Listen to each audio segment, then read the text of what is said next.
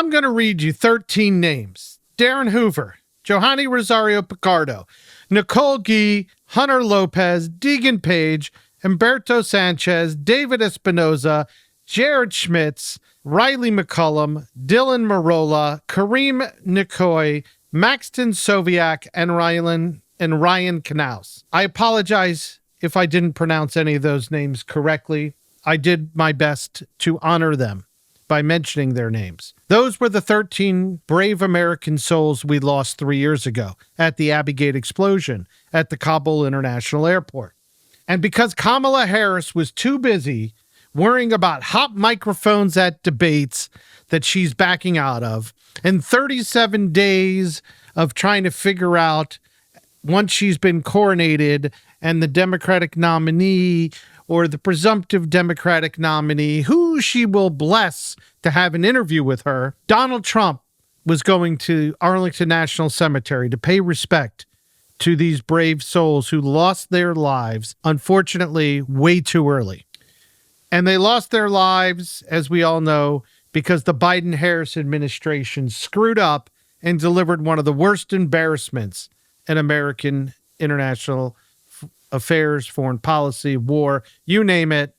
And we've got 70 days left in an election. And America still doesn't know where Kamala stands. But I think while we all realize that we have a right to know where our future commander-in-chief sits on the issues, we know she doesn't have respect for the men and women in uniform.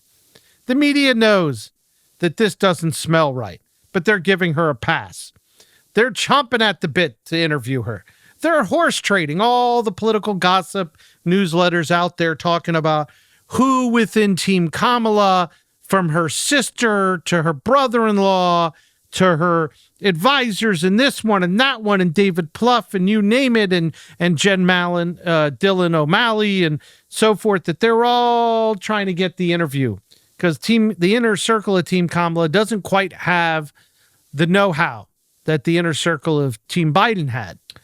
So they're worrying about these petty games, and Americans are commemorating, honoring, and unfortunately crying about 13 lost souls. I'm Bryan Rudnick, fearlessly hosting Rally for the Republic here in the free state of Florida, and I'm going to discuss all this and more right after the break. This is a battle cry for the American way of life and a relentless pursuit of truth and justice. It comes from a voice with unmatched experience and unyielding resolve. Join us as we dissect current events and tip the scales in your favor. This is Rally for the Republic with your host, Bryan Rudnick. Bryan Rudnick, host of Rally for the Republic here in the free state of Florida, fearlessly broadcasting so we can dish the dirt on Kamala.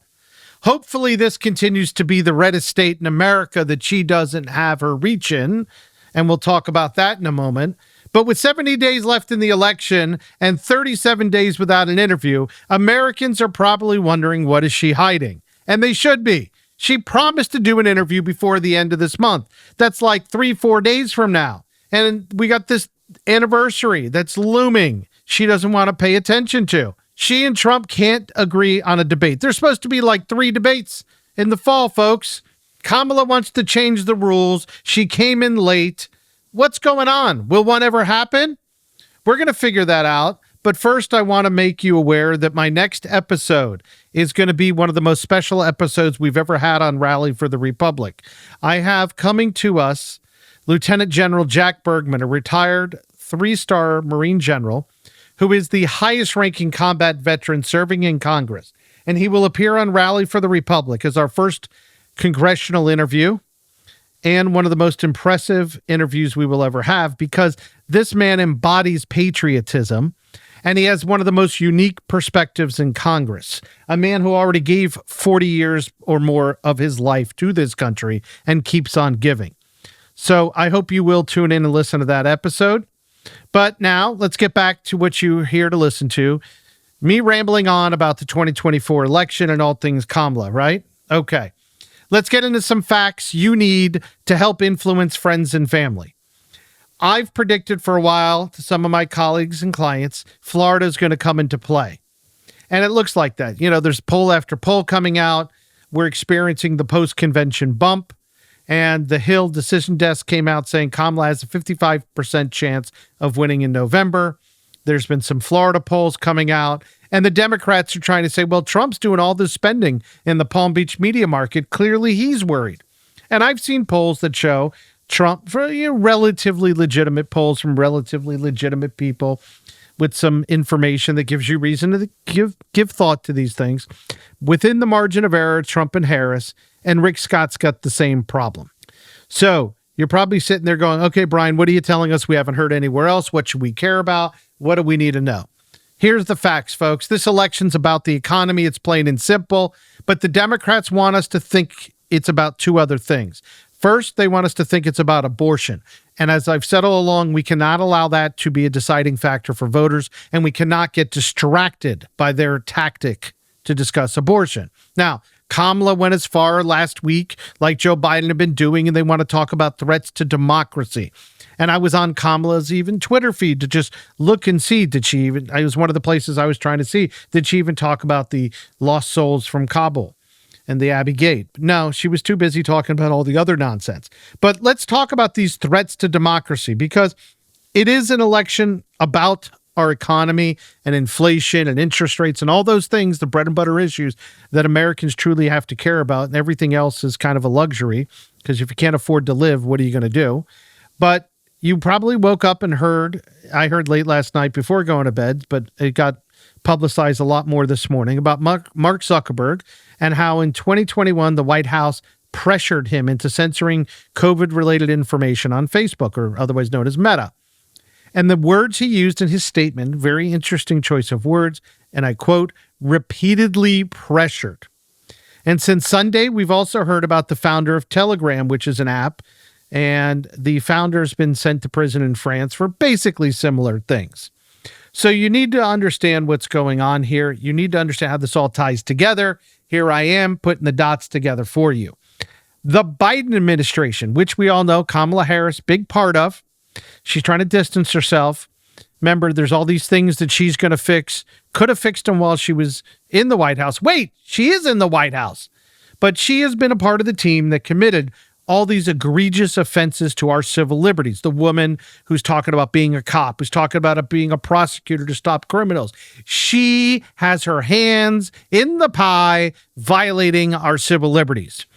The Biden-Harris team has probably been the biggest threat to our democracy, and Kamala Harris herself proved that in her roles as a prosecutor in San Francisco, as the AG of California, that she has that mentality. When you study her background and what she did and how she enforced laws or chose to enforce laws, it shows you she's got this totalitarian mentality. And she's foreshadowing it when she talks about things like price controls. That's literally her dictating to us what's going to happen in her fiefdom. So let me give you examples that you can take to your friends, family, and loved ones. Fill up that notebook I've told you you'll be filling up. Real things that can be proven that the Biden-Harris administration has done to weaponize our federal government against citizens. So if you want to sit there and you're going to listen to your relative, like I did, bombard you with text messages and memes and baloney facts from MSDNC about why Trump's the threat, let's talk about the actual record of the Biden-Harris administration. And we'll do that right after the break. You are listening to Rally for the Republic with your host, Bryan Rudnick. So the Biden-Harris administration, almost 4 years in, has amassed a record, quite a significant record. Now, how do I know this? Because professionally, as I spend time working for my clients, we amass files on the opponents. Obviously, we're constantly amassing files on the Biden-Harris administration, and I use this information in the work I do for my clients, whether it's for talking points, debate prep, fundraising letters. And my staff is well-trained and well-versed in understanding there are certain tidbits we need that are very handy. They go into ads, they go into fundraising. It doesn't matter for what, but we use them year in, year out, and we maintain the sources. And of course, as Kamala got coronated, we've increased our files on her and increased our files on Tim Walz. And we take them from social media, but we vet the sources. And of course, we try to get to as close to the facts and the primary sources. We're not going to Wikipedia. I can assure you that. My staff knows that's verboten. And we're not going to social media and go, well, it was on Twitter, it was on Facebook, good enough. In fact, I've even had some fights with some of my team when they quoted stuff from the Trump campaign and other places. I said, let's get closer to the actual primary source and make sure that when we're advocating for our clients, we're giving them the best possible information, because as I've experienced with some high-profile clients of mine, the media comes to them and says, you lied. And then I get a phone call, and they said, Bryan, we put this out that you gave us, and the media came and said, you're lying. In fact, one example was a reference to AOC and how she advocated for violence against cops. And they called my client out and said she was lying about it. And I said, here are 19 articles from the New York media, along with a screenshot from AOC's Twitter feed that show exactly what we are referencing that AOC did. And it's important to help clients put out the best possible information that's 100% accurate so that they don't become the story. Instead, they can advocate properly for the position. And when the liberal media wants to come on the attack and claim they're lying, like you see them do to Donald Trump and many of our conservative leaders, you want to make sure you truly have the facts to help them counter those claims. Because it doesn't help our side to lie, and it doesn't help our side to exaggerate. We need to have the facts. So here are the facts on the Biden-Harris administration. You may recall there was parents very upset going across the country to school boards, and school board meetings were finally being engaged by parents, large amounts of parents. You saw it on TV. So what did the Biden-Harris administration do at the request of their friends in the teachers' unions? They sent the FBI to spy on them and label them as domestic terrorists. Not parents who were fighting, hitting, punching, kicking, screaming. No, maybe they were screaming, okay?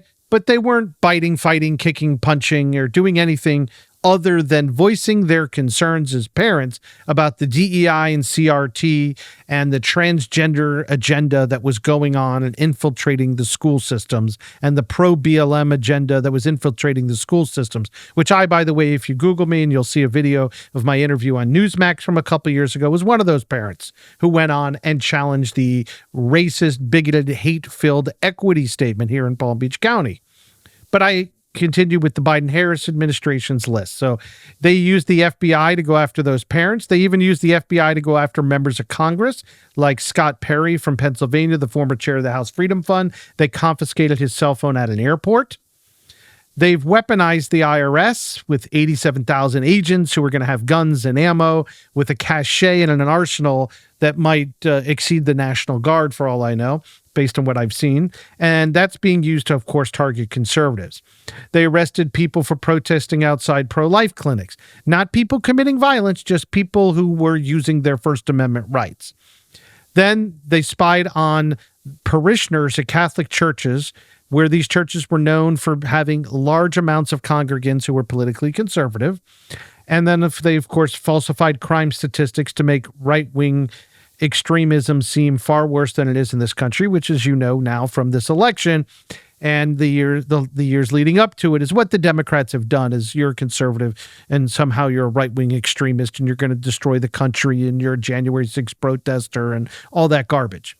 And then for those of you who don't know a lot about how gun store works and the ATF, the Alcohol, Tobacco, Firearms Agency, is there's various intricacies of what happens when firearms are legally purchased in this country, and background checks and specific books that a gun store maintains, because they have to register the make, model, serial number of every firearm they sell.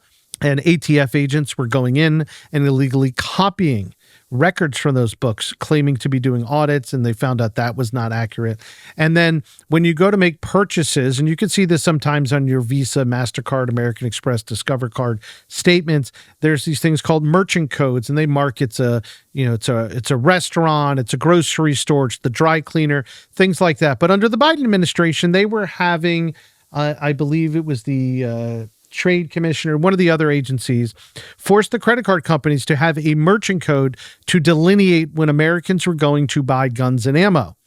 And of course, there's the famous raid at Mar-a-Lago that we now know has been discredited, even though Merrick Garland wants to say he had such angst over it.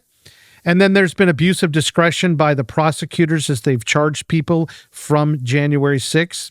claiming that every person showing up at the Capitol building practically committed an insurrection and was treasonous and all sorts of stuff that now we know the Supreme Court has, kicked out and overturned. And it's caused, not only is it a problem that they violated people's civil rights, but remember, you, the taxpayer, have been paying the Department of Justice to violate our laws. You've been paying the FBI to violate our laws. You've been paying those ATF agents who went in and illegally took records. And cleaning it all up also cost the taxpayers.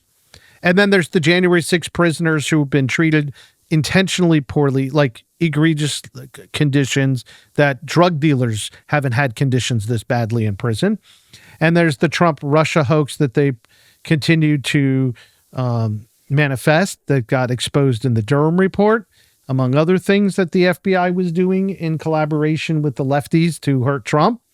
And last but not least, there's the Hunter Biden laptop scandal that also the Biden folks and the FBI were doing their best to hide, even though, as we know, there were Secret Service agents around Hunter as he illegally purchased that firearms.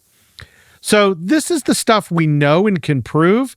Just imagine, what do we not know as American citizens that got done to us, that got done to our country, that got done to our fellow citizens, okay? And Kamala Harris right now, as of Monday, is also going in and suing the state of Georgia over how they certify election results. Because after all, why should there be transparency when Team Biden promised to help her steal another election? You got to wonder, why are they worried about transparency in Georgia?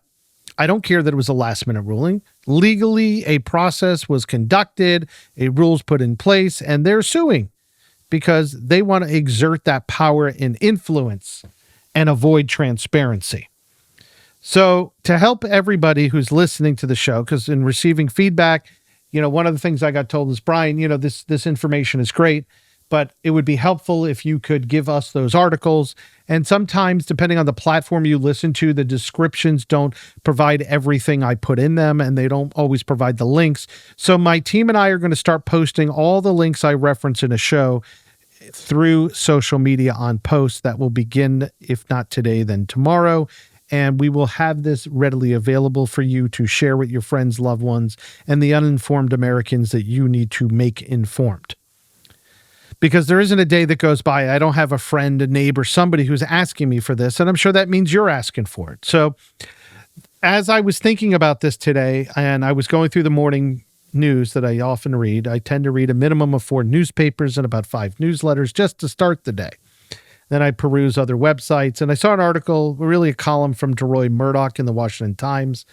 And before I get into that, and I was starting to think about that and put my notes together for the show, I also saw an interview that Tom Cotton gave ABC News, Jonathan Karl. I think the show is this week on ABC.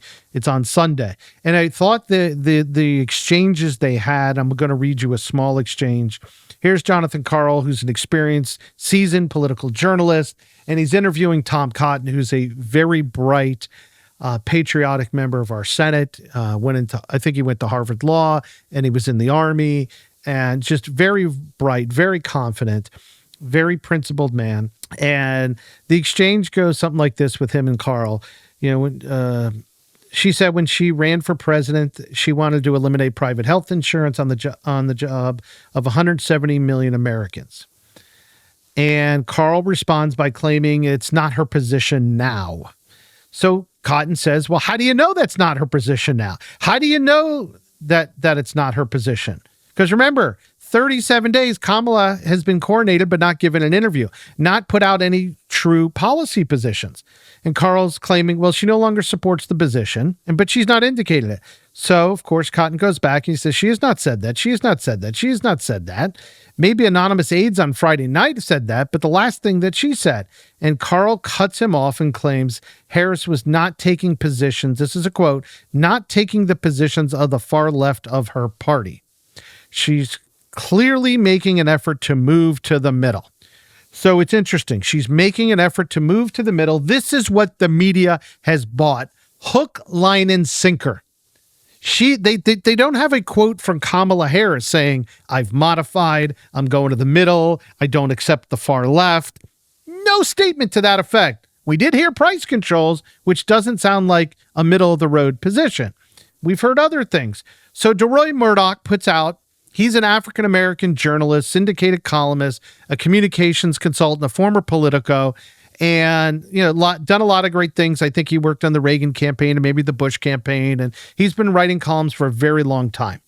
So he decides, and it was interesting, I read his column, and the first thing I said is a lot of old news. A lot of stuff's been coming out that he's writing about for months. But then I noticed he actually did have a unique angle, something that was a new element to this. So he said, on August 14th, the Media Research Center confirmed that, and they did a poll with the McLaughlin and Associates, 800 registered Democrats and 400 independents. So basically a pretty good size survey. Probably, I don't know what the margin of error was on this. I haven't seen crosstabs or any of the deep stuff, but I thought he was making some good points, and hopefully he got a chance to see this before publishing the column. But these are things that he brings up that, the journalists who have bought the BS from Team Harris, hook, line, and sinker, means that Americans have bought the BS from Team Harris, hook, line, and sinker. 86% of them were not aware that she thinks criminals, including violent criminals, should be allowed to vote. And they point to a Don Lemon interview on April 22nd, 2019, when she's asked about imprisoned felons like the Boston Marathon bomber and people on death row, people convicted of sex assault. Should they be allowed to vote? And her response was, and I'm quoting here, I think we should have that conversation. Really, rapists, murderers, bombers, we should have the conversation. That's almost as bad as Michael Dukakis in the interview when presidential debate, I think it was like 1988. And Bernard Shaw asked Michael Dukakis, if Kitty Dukakis is raped, are you going to allow this violent offender to be killed? Is he going to receive the death penalty? And Dukakis gives the most stupid, weakest, meekest answer. And it was probably one of three things that really put the nail in the coffin of his presidential campaign. So think about that. That's something people need to hear. Kamala Harris is okay giving our precious vote to bombers, death row inmates, sexual assaulters, rapists, violent criminals. And 81% did not know that she favors Medicare for all. 71% were actually astonished to learn that Kamala Harris has said we should cut funding for police. And I mean, her words were, we have to direct, this is a quote, we have to direct resources from law enforcement to schools and small businesses. She continues, for too long, people have confused achieving public safety with putting more cops on the street. Okay. And then 77% of those people didn't know that she wants to abolish ICE, the Immigration Customs Enforcement Agency, the people who oversee Border Patrol, the people who oversee the packages coming in through ports and airports and stuff like that keep us safe. And 73% of them didn't know she co-sponsored the Green New Deal. 75% didn't know that in 2019, the GovTrack poll I've talked about before, that she was the number one leftist in the Senate. 74% had not heard her statement to CBS News. I know what a criminal looks like who's committing a crime, and an undocumented immigrant is not a criminal. So this is what we're up against. Most Americans are uninformed. The media has bought it hook, line, and sinker. And you, the Rally for the Republic listener, need to inform America. You're saying, me? Why not Fox News? Why not Newsmax? Not Donald Trump? No, you can't count on them. You can't count on Trump. You can't count on other politicians. You can't even count on the Republican Party to do it. Now, that is not an attack on those people. And the reason why it's not an attack is because there's too much work to be done. The whole chessboard got changed this summer. If you want to win the election, you, the Rally for the Republic listener, need to get off the sidelines and do the work. You need to make sure that we secure a majority in the Senate. People think it's a shoo-in. I don't. They think you need to do what you can. They think it's a shoo-in. Maybe we're going to keep the majority in the House. I don't think so. I think we've got a lot of problems there. And you've got to make sure that the information I'm sharing with you here, the articles I'm going to post on social media, that Americans don't continue to carry on Kamala Harris and the Democrat Party's convention week of joy because they did their best to put on a show for America. They're getting their bump, their polling bump, their media bump. They trotted out stars, celebrities, rappers. Heck, they even trotted out the political dynasties, right? They brought out every famous Democrat you ever heard of. And then they realized they got a problem outside the convention hall that we talked about last week because of their ties to the Hamas caucus, their ties to terrorists, and they're realizing they got a big problem with Jewish donors and voters who don't want to associate with them anymore. The Democrat Party that Kamala Harris speaks of, she wants to talk about it being the working class America party. AOC tried to explain that in her speech. But this is a party that's not for working class America. That's why the Teamsters wasn't speaking there. This is a party of agitators, agent provocateurs, and anti-Semites. They've embraced terrorists more than they've embraced America. And Kamala Harris does not have any policies of her own, especially not an economic policy outside of price controls. She's basically on the sidelines this week. In case you're not seeing her, they're like shoved her in a closet, shoved her in an office, and they're filling her full of what will become her policy positions so she can talk about them if she and Donald Trump ever figure out the temperature in the room and whether or not microphones should be turned on in a presidential debate. Okay?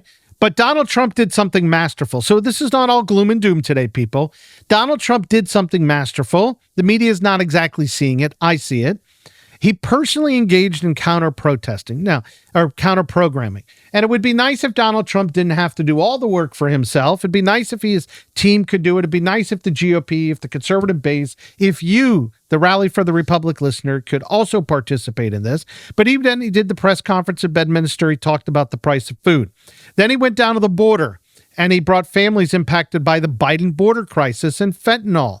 And, that's the whole crisis that Kamala Harris chose to avoid solving. She was the border czar. I don't know that she's lost that title, but she sure didn't solve a problem. And then on Friday, we all know he went to Vegas and he did that beautiful press conference, and I think it was a restaurant. He talked about his desire to not tax tips anymore. And his pièce de la résistance was his endorsement from Robert Kennedy Jr. It was brilliant. He refused to let the Democrat Party own the week, okay? And if you didn't hear, yesterday, former Democrat Congresswoman Tulsi Gabbard of Hawaii endorsed him. Now, Tulsi, for those who don't know, comes from a well-known political family in Hawaii. She's an Army officer. I think she's a lieutenant colonel in the Army Reserves. She's served with distinction. She's got a ton of fruit salad on her chest. That's like ribbons and medals, for those who don't know. She's a patriot.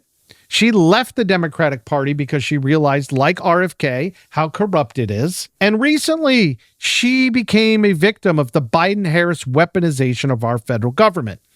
3 days ago, the Daily Caller published something. So the House Oversight Committee Chair James Comer sent a letter Friday to TSA demanding information as to why Representative Tulsi Gabbard has allegedly been placed on TSA's Quiet Skies program, which is a suspected terrorist watch list. So even a former member of Congress who has come out against the Democratic Party under the Biden-Harris regime has been targeted and put on a suspected terrorist watch list. But I digress. Back to Trump. So normally in a convention week, the candidate, the presidential nominee, either had their conventions, about to have their convention, and they typically go on vacation, they hide, they hang out on a beach, whatever it is. In fact, you may recall John Kerry, that he was caught windsurfing that week, and the video of him windsurfing going both ways got used in the flip-flop ad. And Joe Biden, as we know, was literally sent away by his party during convention week. And Trump decided to do something that almost nobody else has done that I can recall. And he did something that every down ballot candidate needs to do, needs to mimic. Whether or not you realize it, he stayed on message. And every day was a day on messaging. And he stayed in the fight. And there's news articles about, this was orchestrated intentionally by his staff to keep him from fuming about the Kamala coverage and everything. And I don't care what the reason is. They did it. They executed. They did what needed to be done. And every campaign needs to mimic this kind of strategy to win. You need to stay on message. You need to stay on policy. You need to stay focused. And you always need to stay in the fight, but on the offense. And it's not perfect. Nothing's perfect. We discussed that. Trump's not perfect. No candidate running for office is perfect. You just need the best candidate to deliver the victory for our side. So in the next 70 days, use that as guidance to win. Get off the couch, work with the right people, focus on the policies, focus on staying on the message of the economy and border and inflation. Don't get caught up on abortion and things like that, okay? Don't let your friends, families, and others overreact to the media bump that Kamala's getting. Because right now, Labor Day is just days away. Whether or not Kamala does her interview doesn't matter. The kids are back to school in a matter of days across the country. Some haven't started yet. Some here in Florida have. Across the country, it varies, which means parents are stuck with kids at home, so they're not focused on things like an election. So those polls are not 100% true, okay? And you've got to realize that Trump and the GOP still have time to turn this ship around and steer it into victory lane. But they can't do it alone. That's where you come in. The Rally for the Republic listener, along with all your friends, all your family, your Twitter followers, your Facebook followers, anything else. If you got Snapchat followers, hopefully you're too old for that. But wherever you got your friends, family, your contact list, get them engaged and feed them the facts. Don't let them suffer from the media bump and the media craze, okay? Because we don't know if Kamala's 4 days away from screwing up an interview or screwing up the fact she doesn't do the interview, because even the liberal media will have to talk about it. And we don't know whether or not she's 2-3 weeks away from a debate. And just like she screwed up the 3rd anniversary of the Abbey Gate attack at the Kabul International Airport from 3 years ago, remember, she was the last person in the room when the White House was supposedly monitoring one of the most embarrassing moments in our history. She could be the candidate that screws up the anniversary of 9/11. This is what we still have to deal with and could be facing. So don't sit there holding your head in woe and thinking all is lost, because it's not. There are 70 days by which Kamala and Tall Tale Tim can screw up this election. And you've got to be there ready to pounce and ready to hand your friends and family the information they need to understand how all these dots come together. And while Donald Trump may be rough and gruff, the pieces, the facts, the experience, the history, the so-called failed leadership by Harris and Walz demonstrate that they're not fit to serve. So that's what I have to say for today. This is Rally for the Republic. I'm Bryan Rudnick, and I'm reminding you, this is America for the Americans. It's not a show for friends of cackling Kamala or people who think it's acceptable to have a pronoun by their name, and even Kamala does if you go on her Twitter feed, because she's that ridiculous. This is a show for people who think the America Last crowd should not be running the country, nor should anybody who wants to institute price controls. And it's definitely not a show for people who refuse to learn the truth. Why, you might ask? Because ignorance is not bliss. It's not. Because if you cherish our constitutional rights, you cling to your guns and religion, then you realize that it's the Democratic Party and their allies who are a threat to our democracy. They're also a threat to the safety and security of the people of Israel. And Kamala has shown that. Read her speech from the convention. This is not a woman who's going to stand unequivocally with Israel. And that's why we're here at Rally for the Republic, okay? To help you, the American who cares and loves this country, to ensure you have the facts, the background, the resources to educate you, your family, your loved ones. Because the Rally for the Republic audience is here to say no more.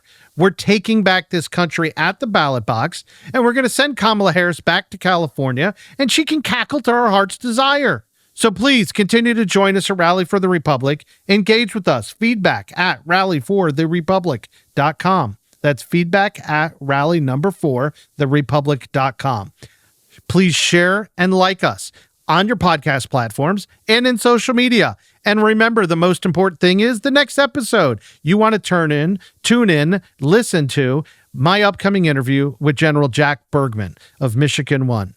I'm Bryan Rudnick, and I thank you for your time. God bless America.